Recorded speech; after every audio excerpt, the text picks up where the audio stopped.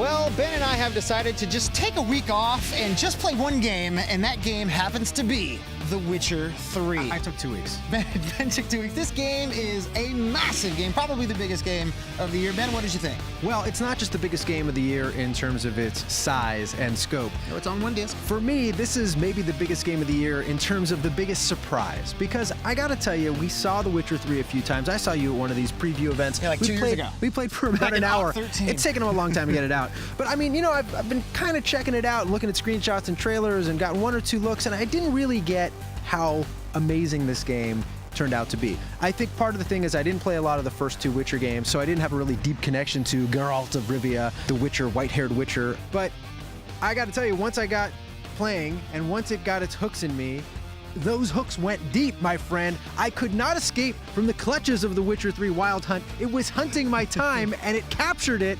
This is, right now, I'm gonna say it right now, this is already my favorite game of 2015. I think this is an amazing achievement. That is huge praise, because there's a lot of big titles coming. I'm saying, I know Bloodborne's over there. You're looking at me. I know. And Mortal Kombat, and then Ori. I love you Yeah. all. You're great people. You're great people. But The Witcher 3, this is an incredible achievement.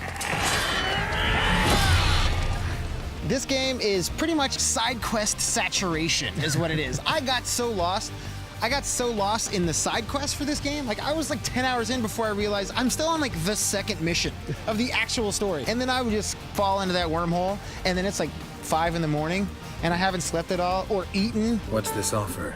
Got a contract for me?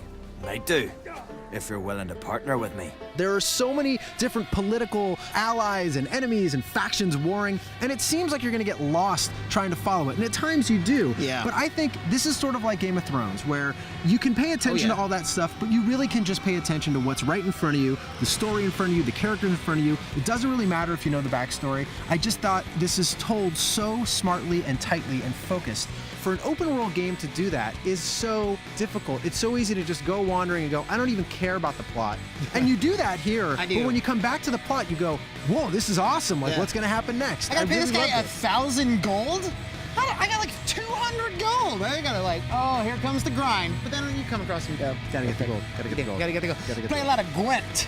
I got the It's Gwent got its own collectible card game. There's just so much in this video game. There is. You can collect herbs, you can sail the seas. You collect everything in You this do, game. you do. You Collect a lot. collect a whole lot of stuff. And a lot of the times trying to figure out exactly what does what can be a huge pain in the ass. Yeah, well, the inventory system is not the best. This is still a little Kind of wonky. ugly. If you're looking at it, you're like, oh my god, I have all of these things. Yeah. I can't really see which one is which. Apparently they Well, do and something. I'm gonna go to alchemy. And loading some of the screens when you've collected a million things, when you switch over to like, now I want to look at my potions or whatever, there's just like a billion, or notes, there's just 1,000 notes. You save everything, you're a hoarder.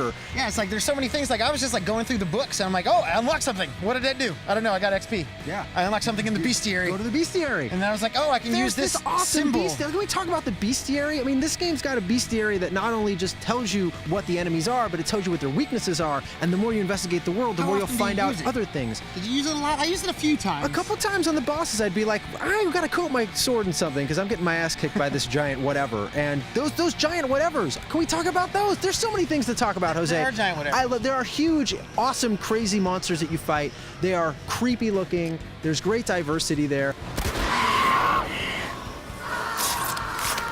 I just think this game kind of has everything you're looking for in an open world RPG. Now, you can compare it to games like Skyrim. There's things that Skyrim does, I think, a little bit better in terms the of... weapon degradation isn't as severe. Yeah, Like, I right. felt like my favorite weapon was broke like 3 fights into the game, and I'm like, what? Yeah, I mean, Where's there... a person that I can fix this with? No, you find them, and eventually you get little, repair kits, Yeah. and the game does weirdly get easier the longer you play it because you get more powerful and you get more stuff. Which is great because you want to continue playing, because when you die, it takes like a minute and a half to load. Yeah, that's true. It definitely has some tech issues. I mean, there are problems. It's not a perfect video game. But I think in terms of a role-playing, and an open-world role-playing game, this to me stands shoulder to shoulder, you got it, with Dragon Age, with Skyrim. Sure. I think it's right there with those games, despite having a much smaller developer. This is CD Projekt Red, who don't have that EA money and that Bethesda money. These guys have been doing this forever and having success forever.